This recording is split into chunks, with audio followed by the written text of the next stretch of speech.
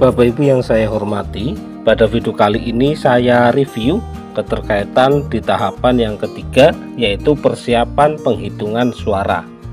Di dalam persiapan penghitungan suara ada beberapa poin yang disiapkan ya teman-teman ya.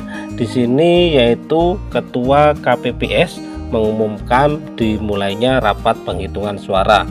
Dan selanjutnya rapat penghitungan suara dapat dihadiri oleh saksi dan atau pengawas TPS dan dapat diliput oleh pewarta. Dan selanjutnya untuk waktu penghitungan suara di TPS dimulai setelah pemungutan suara selesai dan berakhir pada hari yang sama dengan hari pemungutan suara. Dan di sini keterkaitan dalam hal penghitungan suara belum selesai, penghitungan suara dapat diperpanjang tanpa jeda paling lama 12 jam sejak berakhirnya hari pemungutan suara. Dan di sini untuk keterkaitan KPPS menyiapkan sarana dan prasarana berupa yang pertama, tempat rapat penghitungan suara di TPS termasuk papan penghitungan suara atau tempat pemasang formulir. Dan yang kedua, tempat duduk KPPS, saksi dan pengawas TPS. Dan yang ketiga, menyiapkan formulir. Dan yang keempat, alat kelengkapan lainnya. Dan dilanjut di sini Bapak Ibu, yaitu tentang tata letak penghitungan suara. Nah, ini adalah dena untuk penghitungan suara ya. Dan di sini kita jelaskan ya Bapak Ibu, untuk KPPS menyusun tata letak TPS dalam proses penghitungan suara dengan memberikan kemudahan bagi saksi, pengawas TPS, pemantau, masyarakat dan pewarta menyaksikan proses penghitungan suara secara jelas. Dan dilanjut di sini yaitu keterkaitan tugas KPPS. Yang pertama, tugas KPPS kedua yaitu membuka setiap surat suara dan memberikan kepada ketua KPPS. Dan yang selanjutnya, membantu ketua KPPS mengisi formulir model C hasil KWK gubernur. Dan yang ketiga, mengambil foto C hasil KWK gubernur dan memvalidasinya. Dan yang keempat, membagikan salinan C hasil KWK gubernur kepada saksi, pengawas dan PPS melalui aplikasi Sirekap. Dan di sini untuk tugas ketua KPPS yaitu yang pertama, menjelaskan tentang tata cara penghitungan suara dan sah atau tidak sah surat suara.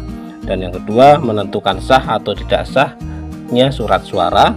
Dan yang ketiga, memastikan formulir model C hasil KWK gubernur dan formulir model C hasil salinan KWK gubernur telah dibuat dengan benar dan cermat. Dan yang keempat, menandatangani formulir model C hasil KWK gubernur dan formulir model C hasil salinan KWK gubernur. Dan yang kelima, meminta tanda tangan saksi dan menyerahkan salinan kepada saksi dan pengawas TPS. Dan yang keenam, memastikan formulir model C hasil KWK gubernur dan formulir model C hasil salinan KWK gubernur dimasukkan ke dalam sampul dan dimasukkan kotak suara. Dan yang terakhir yaitu memastikan semua proses penghitungan suara berjalan dengan baik. Dan ini untuk keterkaitan tugas KPPS ketiga. Yang pertama, mencatat hasil perolehan suara calon yang diumumkan oleh Ketua KPPS ke dalam formulir model C hasil KWK gubernur bersama dengan KPPS 4. Dan selanjutnya, membagikan salinan C hasil KWK gubernur kepada saksi, pengawas dan PPS melalui aplikasi Sirekap.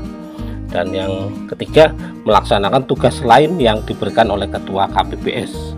Dan selanjutnya untuk tugas KPPS keempat, yaitu mencatat hasil perolehan suara calon yang diumumkan oleh Ketua KPPS dalam formulir model C hasil KWK gubernur bersama dengan KPPS 3. Dan yang kedua, melaksanakan tugas lain yang diberikan oleh Ketua KPPS.